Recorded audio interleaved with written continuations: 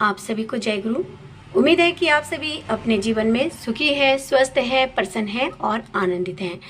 आज एक बार फिर आप सभी के लिए लेके आई हूँ ठाकुर जी की और एक दिव्य और अनमोल वाणी।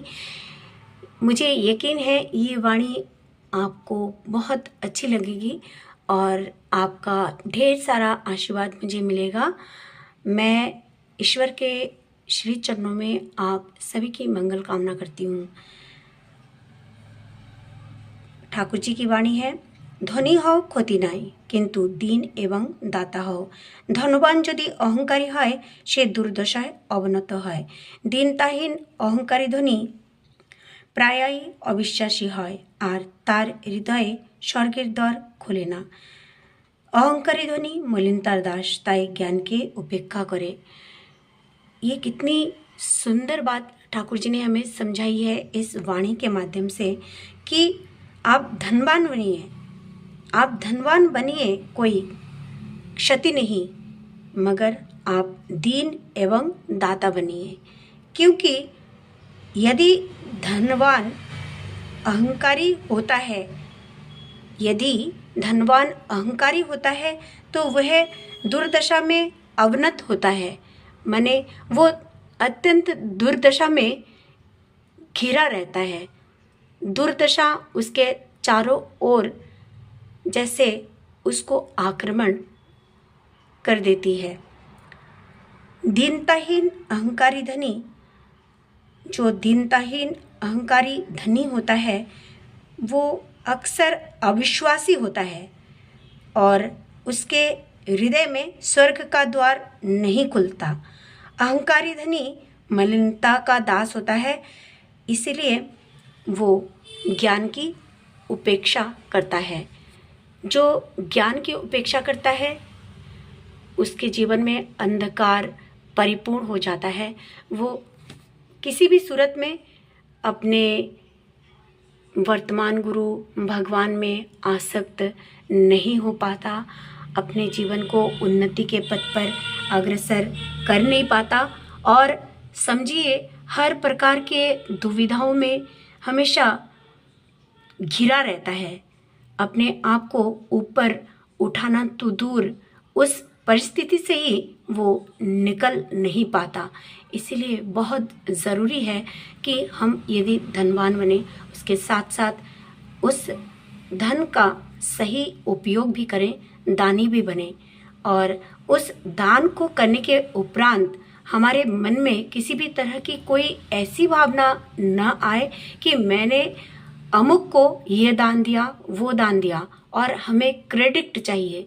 ये जो चीज़ है, इस चीज़ से हमें कोसों मील दूर रहने के लिए हमारे ठाकुर जी ने हमें आदेश दी है। यदि हम ठाकुर जी से प्रेम करते हैं तो डेफिनेटली उनकी इन बातों को अपने जीवन में धारण करके चलेंगे, मान के चलेंगे, उनको वहन कर चलेंगे। ठाकुर जी की बात है कि जिसने मुझे वहन करके चला है, जिसने मेरे समस्त जो भी मैंने दुख दिया, सुख दिया, जो भी बातें उनके जीवन में घटती हैं, उन सबको सहन करके, वहन करके चलता है, उसका मैं संपूर्ण भार ग्रहण करता हूँ। और ये भार वो केवल ग्रहण ही नहीं करते, उनके साक्षात दर्शन भी हमें मिल जाते हैं। हम हर कर्म में उनकी छवि को देख पाते हैं कि ये हमारा कर्म कतई हो ही नहीं सकता। ये ईश्वर की देन है, ईश्वर के कर्म हैं जो हमें ये मिल रहे हैं। और कई सारी और जो भी बातें हैं हमारे जीवन में, अच्छाई की जो भी बातें घटती हैं, चाहे वो सुख आए, हम किसी पद में उन्नत हो या हमारे जीवन में कोई उपहार आए, वो सब कुछ उन्हीं की दया से हमें मिलती है, हम उन्हीं की दया से पाते हैं। इसलिए ईश्वर की सत्ता में हम सभी को परिपूर्ण होके रहना चाहिए।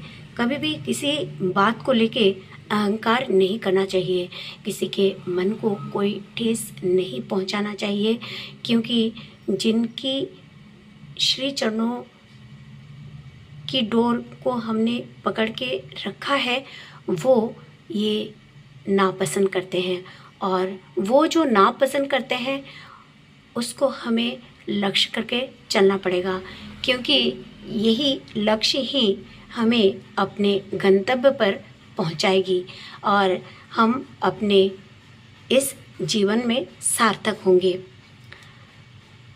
हमारे जीवन का उद्देश्य केवल अच्छा खाना, अच्छा पीना, अच्छा रहना और अच्छे सुंदर वस्त्र पहन के सुंदर सुंदर जगह में घूमना ही नहीं है। समाज के उन्नयन के लिए भी सोचना है।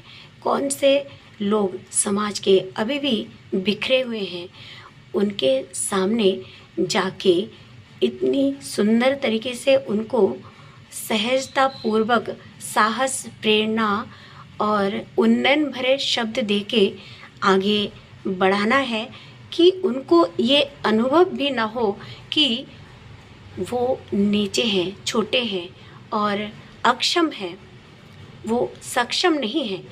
इस चीज़ का उनको जरा सी भी भनक ना लगे, ऐसी ठाकुर जी ने हमें चलने की प्रेरणा दी है। इस तरह से यदि हम चले तो अपने समाज के उन जो बिखरे हुए लोग हैं उनके जीवन को व्यवस्थित कर पाएंगे। किसी भी तरह से समाज के ये जो बंदे हैं ठाकुर जी के, ये छूट ना पाए, क्योंकि ठाकुर जी का ऐसा मानना है कि एक एक इंसान की जो जिम्मेदारी है ईश्वर के हर एक बंदे में होनी चाहिए।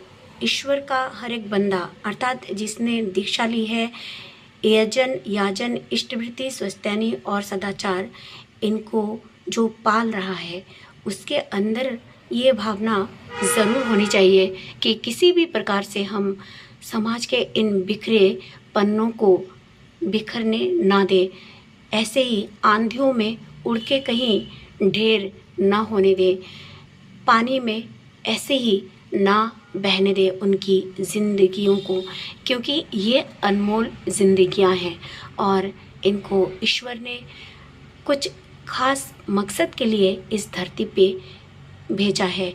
इसलिए अहंकारवश उन बिखरे पन्नों को हम ऐसे ही बिखरने ना दें, उनको संवार के, सुंदर करके, बांध के, प्रेम की डोर में बांध के उनको सुंदर तरीके से अपने जीवन को व्यवस्थित और ऊंचा उठाने की ताकत हम दें और उनको इस चीज़ की भनक भी ना लगे और हमने उनके लिए ऐसा किया है, हमारे मन में ये किंचित मात्र भी किसी प्रकार का कोई गुमान, अभिमान और किसी प्रकार का कोई घमंड ना आ सके। ईश्वर की यही मर्जी है हम सभी के लिए। आप सभी की मंगल कामना परमपिता के श्री चरणों में करते हुए, बड़ी माँ के श्री चरणों में करते हुए आप सभी को जय गुरु, वंदे पुरुषोत्तमम्।